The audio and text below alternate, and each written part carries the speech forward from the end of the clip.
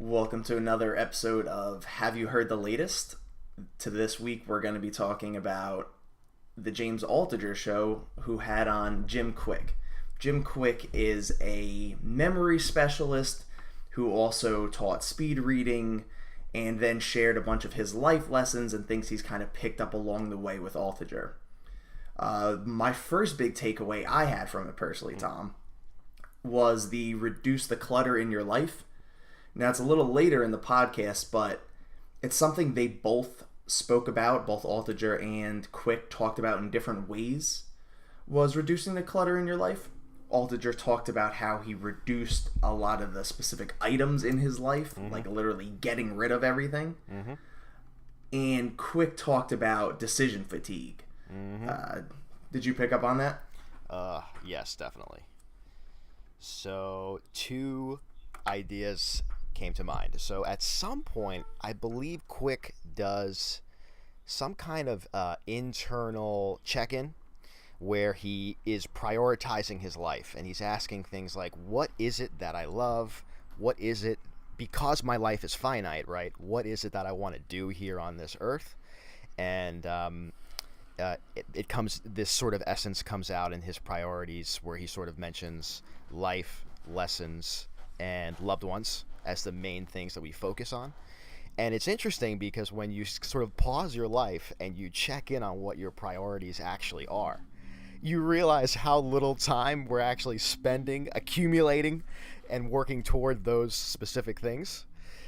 So to your point about decluttering, so how does decluttering play? Well, that is the response to when you stop, check in, and you say, okay, I have a limited life here. What is it that I do care about? And then look at all this stuff that I'm thinking about that's using my energy, my thought patterns, my decision fatigue, like you said. How do I declutter? Well, I prioritize the key things first by being aware of them. And then secondarily, you realize all the things that are not even, related to those. Thoughts on that element? Yeah, no, it's funny because you framed it in sort of two separate ways, where it's finding the things you do want in your life and do love, and then finding then the things that don't fall in those categories. Exactly. And I think that's interesting because in relation to even how Kwik talked about decision fatigue, is he brought up social media specifically, and just how we're making all these decisions because we're constantly checking in on our phone with all these different apps, and then we're making these little micro decisions, and that kind of adds up over the course of a day. And I found that interesting because it's like we want to cut that out, right? Like, what does that actually bring? And it kind of reminds me of back when I was doing breweries in PA. I knew that I had to be on social media at certain points to tweet things out, to make a daily Instagram post. But I found it would start bleeding into general usage of Instagram. So not just like business usage, but then I'd be on it for like an hour a day. And that was like this clutter then that was taking up space, where my mission was to grow my brand. Okay, yep, that's something I want to focus on for sure. But then the clutter was coming from just staying on it and the like in-your-face nature, especially of Instagram. Exactly. Yeah, so I think that's... do you find that social media is this sort of double-edged sword for someone who's trying to grow in it, right? Well, exactly. So it's the legendary double-edged sword, because it both gets in the way of your, we'll say your dreams, your priorities, and simultaneously it can massively facilitate them, whether it's the ability to call each other, share photos with loved ones, or build a brand, start a business online. So the internet is this beautiful double-edged sword that we are forced to deal with. Something you noted first was that you talked about pointing out both the things that you want to clutter, but also the things that you want to be doing. And it's very interesting. So I heard Jordan Peterson do this as well, where the way in which you remove the clutter is to identify what it is you actually want to be doing. And that, to me, is the step that we're missing, because I do believe that, folks, when they're motivated or when they have a direction where day in, day out, choice in, choice out, they're grinding towards some ideal, whether business, family, way of living life, right? Making society better, all those sort of big goals, then you can say, oh, wow, why am I not that interested in checking Instagram or, I'll say over-checking fantasy sports, over-checking your email, why do we do that? And in part, as Peterson would identify, it's because we're not identifying what it is that we actually want to do. And we have the absurd limitation of this short life where we don't know its expectancy. So therefore, it forces us really to value our time. And I believe we're not doing it not because we're so lured necessarily, although that is part of it, right? Or it's not the app's fault, right? It's our fault for not picking and not thinking and checking in and saying, what is it that I want to use this life for? And that's very hard. And I drift on this all the time. Yeah. Yeah, I think it's kind of like that whole being on your path type of thing. Sure. Where when you're on your path, you kind of know it, right? You know when you're heading towards a specific goal in whatever it is. And the second you find yourself a little unsure of what that goal is, or if you're still currently on the path, that's when these other things start to creep in, whether as completely new bad habits or bad habits within the things that used to be on our path.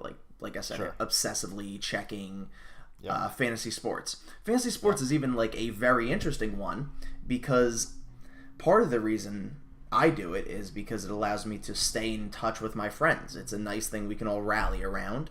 Sure. But then it can, when it drifts too much away from that, it's you selfishly checking your computer for an hour and a half procrastination, a day, right? Exactly. I love what you're pointing out. There's the dual element. There's the incredible network element that the internet and its apps bring, which is absurd and extremely beneficial. And then there's the time ability to procrastinate with interesting items that change frequently, right? That you can each time get a new hit of dopamine from a performance, a new picture you see, right? Whatever, or likes and approval of the things you post. Oh man, I mean, I'm a sucker for over checking how something is going. Of course, exactly.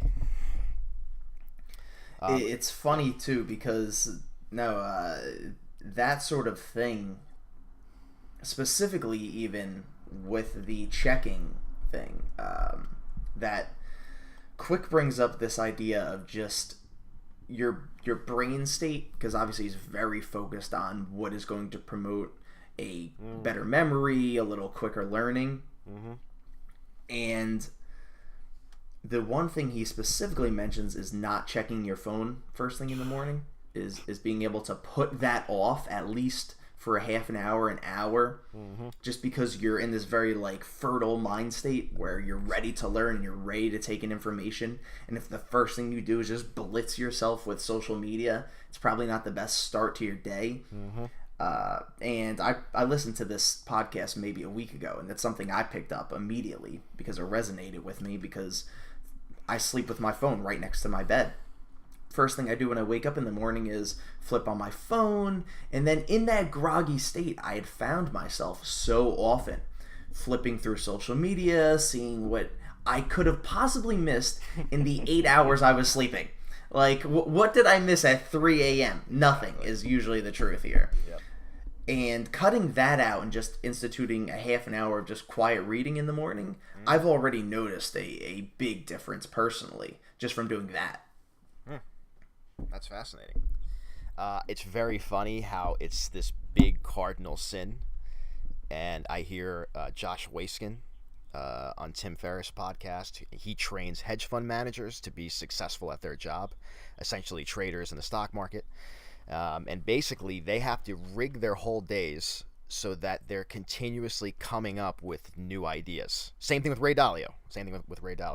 Very funny how part of that, he talks about like the waves that your brain is functioning on when you wake up, and how in particular, because you were just dreaming, and your dreaming has to do with sort of one part of your brain is like asleep, like your conscious attention that we use regularly, but another part is sort of alive and trying to solve problems in your dreams to some extent. And how in the beginning of the day is basically the only real time where you can harvest in any way what you dreamed about, right? So it's interesting how they want, peaceful time, creative time in the morning, and sort of the exact opposite is the technology feeding you the information. Because instead of looking inside, what am I thinking, right? What came out of my dreams? How do I feel right now? Instead, it's you're immediately latching yourself onto the world around you. What did it say? And it's like the biggest violation, right? The first thing in the morning, checking your phone. And yet I do it, right? Everyone does it. I go to bed with my phone, I wake up with my phone. It's horrible. It's the sin of modern times. I'm so used to having some thread of information feeding me positives and negatives, right?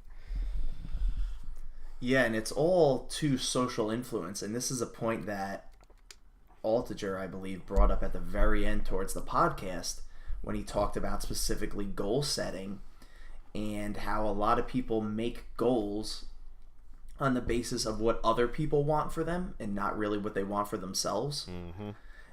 And that to me really ties into this information overload, this cross section where you're constantly getting feedback from other people of what they're doing with their life, of what they think about things. And you wind up in a situation potentially where you spend very little time thinking about what's actually important to you and you only, and what matters to you, and not what people's perception is going to be of those things. Yeah, I thought that, I'm really happy you mentioned that. I thought that was also really stuck out to me. He basically said people are running around with other people's goals as their North Star, right? And You're not attached to them. You don't care about those goals. And did he use the word like big juicy goal or some phrase like that? Do you recall? Something close to that, yeah. Right. And it really, really stuck with me because I have not really gone through this process of necessarily let's just say at least in writing. I haven't sort of written out exactly what it is, or some vision of the future that's sort of, like he said, juicy. Typically I've thought of, okay, I have some principles I don't want to violate, right? I want to be a good person. So I've thought about that, but I haven't really made anything that's, like he said, juicy, right? That's like enticing. Like, ooh, I really have to grind toward that. Like, I have some visions of that, but I haven't really been through the process. But he made it sound really cool because it was like, man, make it so that's fun to work and that you're thinking about that goal instead of the tiny day-to-day tasks where we react to them. So then when it comes to checking your phone, it's like, ooh, let me harness me because I'm heading toward that really cool goal rather than focusing on the daily. So I completely appreciate your comparison of those two with the societal influence as well. Yeah, and I think it also flows into the other aspect that you even mentioned, is we're both people that are very daily oriented. We like the idea of just winning the day, of just going by the day itself, and we're not those big juicy goal people where we're like, in 3 years I want to be here. I have this very specific goal in 3 years. Or this 10, or right, whatever. Yeah, right. Exactly. These big, gigantic macro life goals. Neither of us are necessarily like that. And you talked about systems and you focus on being a good person and being a principled person. And it's funny because I would say that's a lot of actually what this specific podcast focuses on, of what Kwik and Altucher wind up talking about, are like these little systems. And what that connection to me does is, if you look at the two sides of it, where you have these little systems in place and then you have this gigantic goal, it's like, well, that's how you wind up getting to this gigantic goal. Yep. Is having these little systems in place. Interesting how they hold the two hold each other together. Like, if you don't have a goal and you only have systems, you may be missing the why, the urgency, the fun part of it that you're grinding toward, especially if you were, for example, leading a team in a company, right? And like, you didn't really have a clear vision, but it's like, okay, we have systems, but like, you could see how it's tighter with the goal. And then simultaneously, if you have a goal, but you don't break it down and relax and say, okay, yes, we have a big goal, but every moment can't be dedicated toward like achieving that goal. We have to have this belief, trust the process, right? Rather than, as they say. So it's very funny, the interaction of those two. You want both. No, they're intrinsically linked. I've been a little underweight goal, I could say, recently. Focused on short-term goals, sort of tasky goals, but not ones where I actually am excited to think about them. She said juicy, right? Like affirming it, thinking about it. That's interesting to me. And I guess we're also both realists too. Is the other side of thing, or at least me personally. That's what's always stopped me from the. Yeah, and like, how do you then breathe life into them? It's like, a great realistic goal. Let's say you're like, okay, in 5 years I want to be worth $1 million, or I want to have $1 million business. Let's say in 5 years. It's like, goals like that for me are always a little difficult because I am so oriented in the realistic and so oriented in the day-to-day. And if the connection is too far from where I stand today to where that goal is in 5 years, which it's always going to be, right? It's a big, juicy goal. It's like, if you were standing right next to it, it wouldn't be that juicy of a goal. And when that distance is a little too long, I wind up feeling adrift a little bit. It's funny too, because as you were talking about them being linked, I couldn't help but think of this idea of like, the goal is your anchor, like it's this big heavy anchor, and then your little day-to-day life is the rope connected to it. And sometimes when the goal seems too far away, it's like you're pulling the rope and the slack, and there's a lot of slack in that rope. So you can't actually feel the anchor. So you feel disconnected from that goal. But when it's just tight enough, you can feel the goal pulling, but obviously you're not there at it yet. Sure.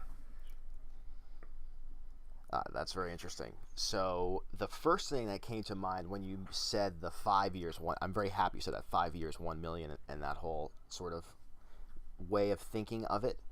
And so it's what I was thinking is basically it has to be something that's more like the mission. It's the mission statement of your life. It's like, I will create businesses that empower entrepreneurs in America to then have a ricochet effect on the world in the name of these good principles. And then maybe you have then a more specific one where it's like more like then like what you said, in 5 years I hope to then achieve helping this amount of people and simultaneously earning $1 million. It's something where it actually is not just accountability like 1 million, but some kind of visual kickback. It would be interesting to hear what Kwik would have as this reason. So I guess it depends where you scale out that vision and what kind of things you put into it, because you sort of create almost an accountability for yourself, but that doesn't necessarily give you energy back. So be interesting. What's the even broader one that kicks energy back to you, where then ironically, here's the funny part, then if you thought about it every day, it would be almost like a system. You'd be using your goal as a system, like, oh, this part of my day, when I wake up, I want to think about my goal. It's like, oh, I do that daily, right? How funny, right? How the two relate. Well, Kwik actually may have touched on it, not Sure. explicitly, but I'm just thinking about, he had that quote about that your mess is your message, and whatever the thing is that's like your hang up winds up being the thing you carry with you as one of your sort of totems, or one of your like key principles.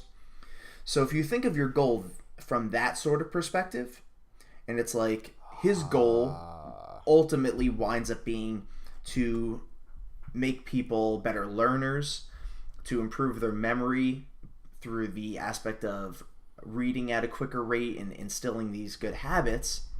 And the reason, so that's his main goal in life, right, is to accomplish that thing. And there may be some specific, but I think he talked about like, he said like no brain left behind, and 1 billion brains, and all these things of how many people he wants to help. And that all stems from his own personal issue, where he had a traumatic brain injury when he was younger, and it impacted him, and that's why. So that would be his mess in this case. And then his message is tied to helping people and improving their brains and memories. So, and that would be then part of his larger goal. So you could see how those things then would establish where your goal should come from and what your big goal is going to stem from. Incredibly said. Yep. I'm exactly. It's very funny that we just spoke about it in this sequence, because that allowed us to go through sort of the motions. I completely agree with you.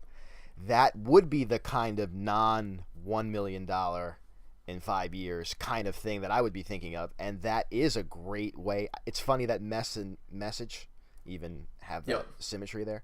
But you're right. What's the mess in your life that you overcame? And that you can, we all can derive energy from saying, well, at the very least, if I can model myself and use myself as an example, and then allow others to follow a similar pattern on behalf of, the world getting a little bit better. That's a pretty fun way to live. It winds up being pretty enjoyable. And I found it too unbelievably effective when he was talking about how, when you first hear him and he's dropping all of these insights, I was like, okay. And then at around minute 22, he starts talking about his childhood. And I was like, wow, now I'm really interested. Like, oh, you're not just like a smart guy who fulfilled their smartness. You're someone who had a setback, overcame it to this point, and now you're going to tell me how you did it? I was like, this is very effective. So and then he says, like, build better brains. He wants to help 1 billion brains as a consequence of that story. So fascinating.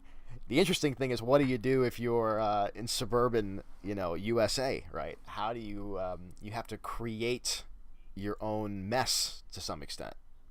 I would say yes and no. Right? Yeah. I think we all sort of have the thing that, like, we're now growing. the difficult part that I would say is not finding that thing. Even if you do have a very cushy life, as we could both definitely frame our upbringings as being very comfortable. But it's the honesty and the personal knowledge of yourself that may be the harder part to figuring out what that goal is going to be. So one thing that Kwik specifically says is that the highest performers have the highest level of self-awareness. And if we just said, well, your goal is going to be your own personal issue, then it's like, okay, so you then need the self-awareness to find out and accept what your personal issue is. Then you can relate that into your goal. Now, if you have a hard time self-reflecting or being honest with yourself, you may have a hard time finding your goal because you haven't identified your mess yet. So you wind up seeing how all these things are very interconnected, and the importance of self-reflection and even the ability to say, like, yeah, here's this thing that maybe I'm not so initially proud of, or here's this thing that I wasn't very good at some point, or maybe I'm even a little ashamed of that I was behind in this way. And then you can use that and know that gap from where you were at one point and now you're at a point further down the line, and make that your goal then, because you see that growth potential. And that's how you can find what your thing is going to be. But all of that is going to stem from self-reflection. And can you describe in your own life, or just how you would, I think Altucher mentions this too when he goes like, what is self-awareness? How do you think about it? So, I know that's a big question. That's why I kind of want your musings. I would say there's a couple cheap ways that I have found towards self-awareness. And the cheap way for the critical person, which I 100% am, is what do you recognize in other people and what bothers you in other people. It's a very easy way to become self-aware, despite not initially turning the lens on yourself. Yes. So if you take a look and you go, what are the things I judge people the hardest on? What is that I always get in a fight with my parents about? What is the thing that if I'm sitting at the bus stop, I always notice about people? Then once you've identified that thing, you can say, well, how do I feel about that specific thing in relation to myself? And you may look at yourself and go, oh, okay, wow, yeah, I'm not quite where I want to be in this thing I keep noticing in everyone. And then suddenly you have it. You're like, okay, that the reason this is triggering me when I see other people or when I get in arguments with other people is because I'm actually not okay with it in myself. It's actually something that bothers me in myself. And now you suddenly just gained this self-awareness that may have actually initially started from how you viewed other people. It's brilliant. And I have heard someone, I've heard some element of this where it's like, know others and then you'll know yourself. And that your process of relating to other people allows, like you said, the reflections back in. And it's like, as long as you can be honest with what's happening, right? And that's the great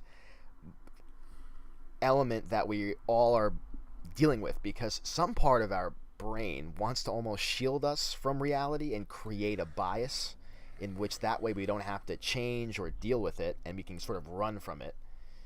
And then there's another part where I guess at some level it seeps in anyway and we have to deal with it. And when you start watching that process and then you overlay it on how you interact with other people, exactly, you can totally see how you come away and say, oh, wow, I'm vulnerable there. Or oh, wow, that really annoys me. Or oh, I'm resenting someone because of this. Yeah. I think that's really interesting. Very interesting that was your first response, because so often reflection, people think of the guy, pondering, with his chin on his fist. You know what I mean? It's like, oh, I'm now in reflection mode, and there's the lake, and here's my journal, right? So what you're saying is basically pay attention to interacting with others. Yeah, and I think it's an easier, more realistic way than, it's great. We'd all like to be Tolle on the bench, and we're just these great philosophical minds, and we can step away and really examine our lives. But it's not that easy. And like you said, we've built up these walls. So we've built these things in place that are actually trying to shield ourselves, usually. So just immediately being able to step into this free zone, it's why therapy is a thing, because we need to knock these walls down so we can get to the essence of where our true self-reflection is. I mean, that's all therapy is. It's just getting to the point that you can accurately self-reflect.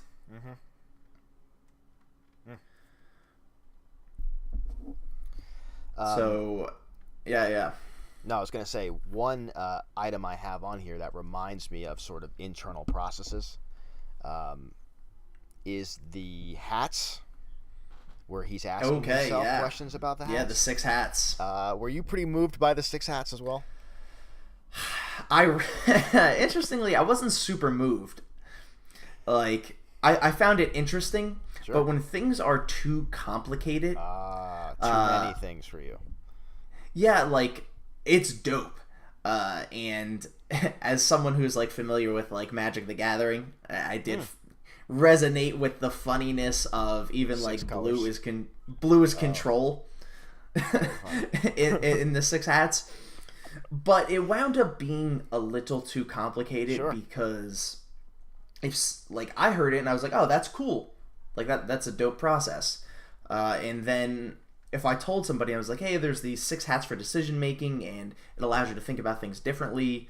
And then even when Kwik explains all the different ones, it winds up being a little too long, too much to exactly. Yep. No, allow me to agree with the details of it. And the 6 hats is basically you wear a new hat. Each time you wear that hat, you're looking from the perspective of that hat. So you may look through a scientific lens or a logical lens, what have you, with your white hat. You may look at the emotional lens with your red hat. The black hat may be the downside. The yellow may be the upside of the situation. And the green is sort of, does this, allow me future developments, right? Creation. And blue is the deciding, which is basically not even a hat, right? It's just sort of the reflection. It's the end result, yeah. The interesting thing that I enjoyed about it was it gave a visual example of what it is that you can do, which is you sort of look at the same problem through different lenses.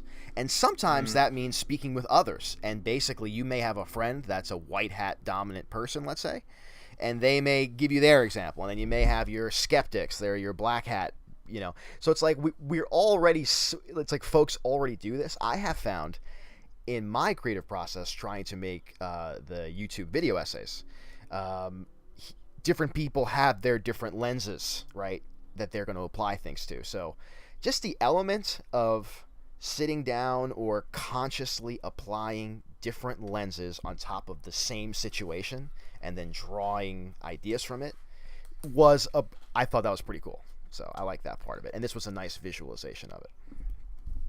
No, I think you actually said something interesting that is not quite in line with this specific decision-making process, but perfectly lines up.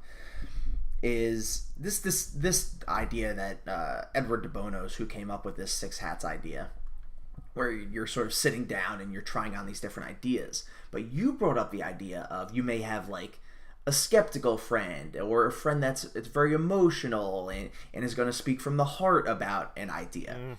And it made me think of the importance of feedback. And it's great that you could hypothetically put on all these different hats for yourself, but also having people in your life that are going to represent these things and they can help you with your decision making. I mean, I know this has been huge in my life recently, is when I've got big decisions, I don't hold them in as much as I talk to people around me because they represent different aspects of these 6 hats. My girlfriend would be the red hat for sure. She thinks about things in that emotional way that I would always have a hard time doing. Yep. Exactly. Even if I was trying to. Yep. We just don't. So the importance of exterior. Yep. Yeah, and the importance of feedback. I know how big that's been for you for when you were trying to develop your video essay. Oh, exactly. And the ironic comparison with the Filters and Harmony video essay is the point I was just going to make, was that when you have decisions that you make that, let's say they line up, let's say like you win over each of your 5 friends, right? They all love the idea. Yes, it's good for your growth. Yes, you'll emotionally be happy that you faced it. Yes, it works out, let's say logically and economically. Yes, if the worst case situation happens, okay, you can still bounce back. Yes, there's massive upside, right? So you're excited, so your visionary friends like it, right? What if, right, you have decisions in your life where different factions wind up agreeing directionally, right, have high energy for you, Interesting. You have then a moment that you can really dive into, right? So it's very interesting that, they're independent criteria, and then you can find where they disagree, but then when they overlap, it's like double down, okay, Yep. Excellent. I'm free to go This in. is when you go all totally in. lines Yeah. up, right? And part of life is waiting until you have at least waiting with your big chips, like, you know what I mean, like where you go to college, what career you pick, if you start a business, start a family, who you pick to start that family with. It's like you do want a lot of those hats to agree on those issues, the big ones. The little ones you kind of want to maybe not worry so much about having them all line up. So yeah, very interesting. Yeah, that reminds me of the the Charlie Munger, Warren Buffett thing about checking all the boxes.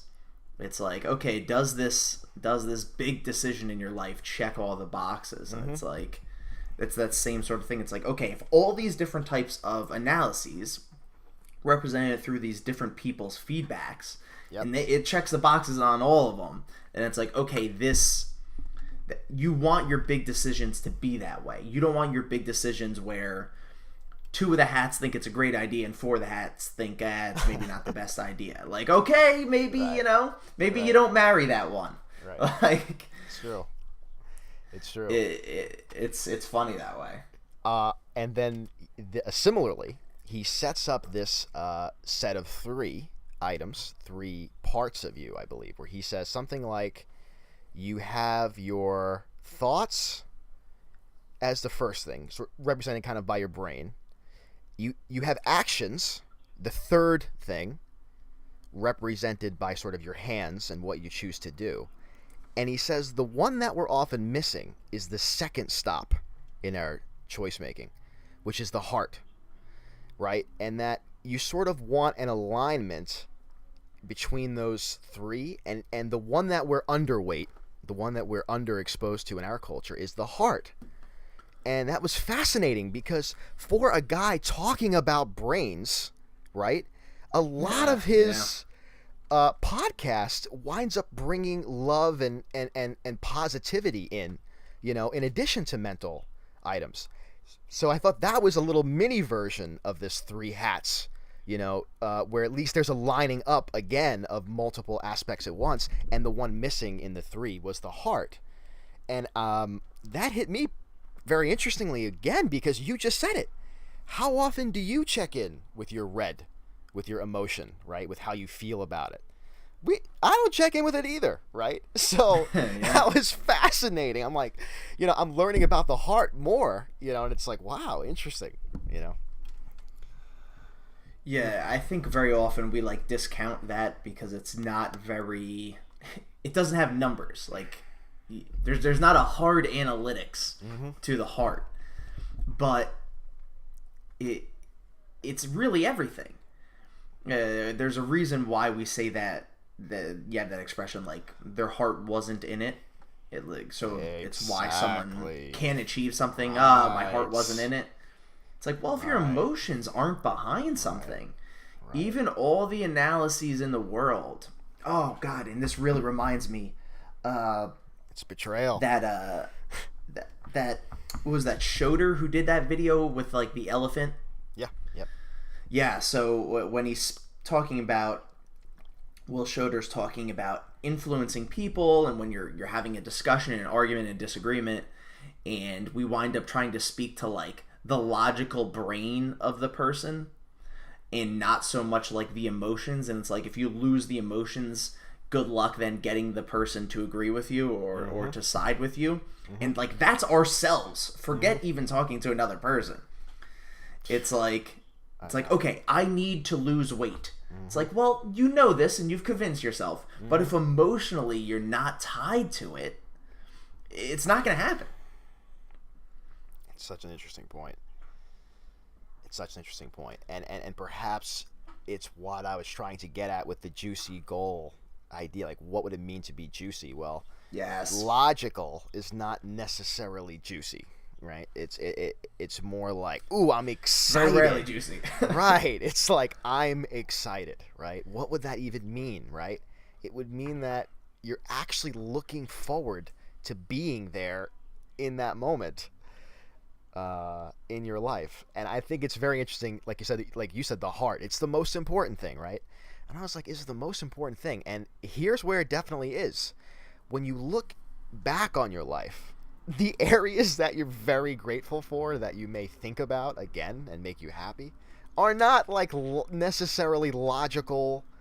It's when you put your heart, it's when you put your effort in something and risked and cared, right? It's when the heart was involved. Those are the moments, those are the memories that you actually think about. Even though day to day we almost leave that element out and we just focus on the brain and what could logically get me to solve the problem that I want to solve. Fascinating putting the heart back in.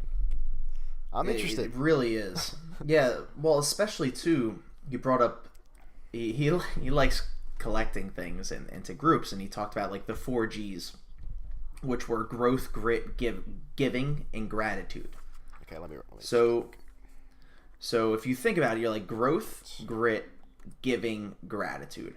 Now, growth you can see as being a little personal driven. And that's logical. Fair. Well, brain power. Yeah, learning.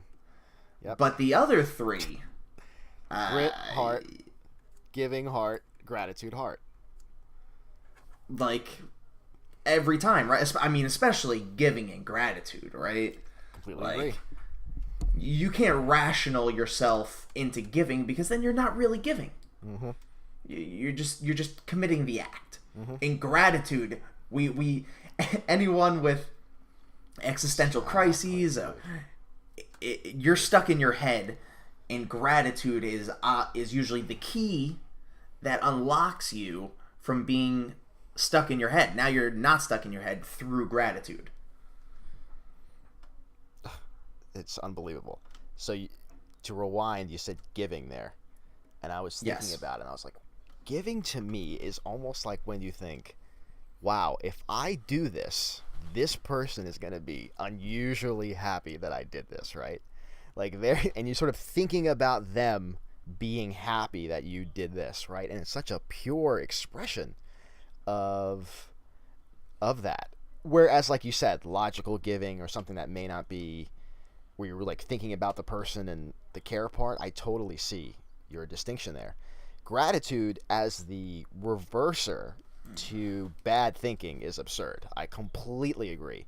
And this is how not logical. I mean, it's like you can use your logic to become grateful, because you can think, wow, logically, there's very low amount of probability that I ever get to experience any of this goodness in this form. So thank you. But the act of saying thank you totally does not come from the brain necessarily, right? It comes from the feeling of like, thank you, right? It's very funny. And then grit, honestly though, grit is heart too, right? Grit in many ways is the ability to fight on, which has to do with like, do you have a juicy goal? Do you have principles that you want to embody more than it may hurt to go forward?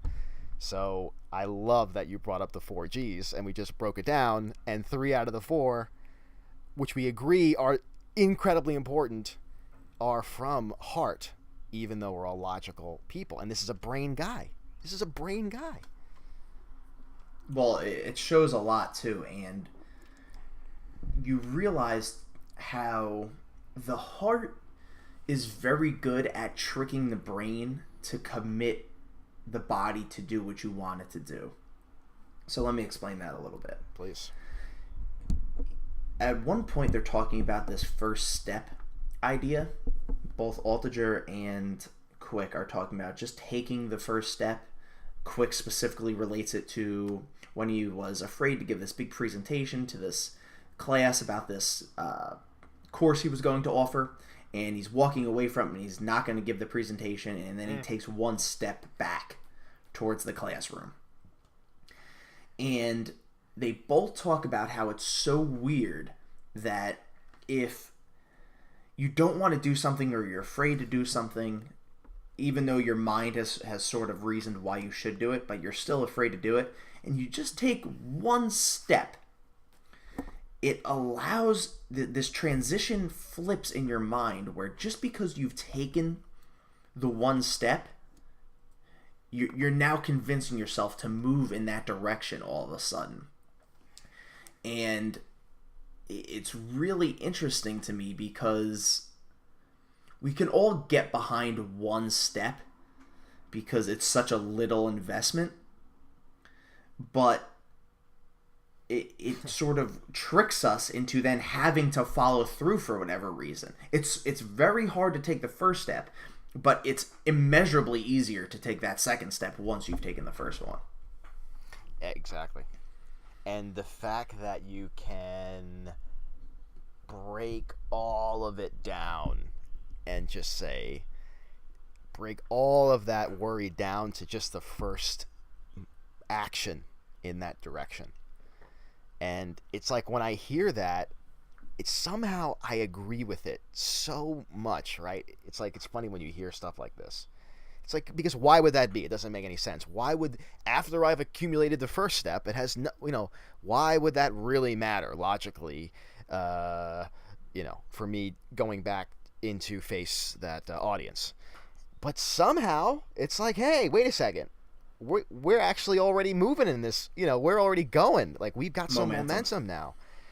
Yeah. So it's a fascinating way to bring the lens all the way into the moment by just making it only the first step. Fascinating that he thought with his brain, I can't deal with this group, right? I'm not prepared.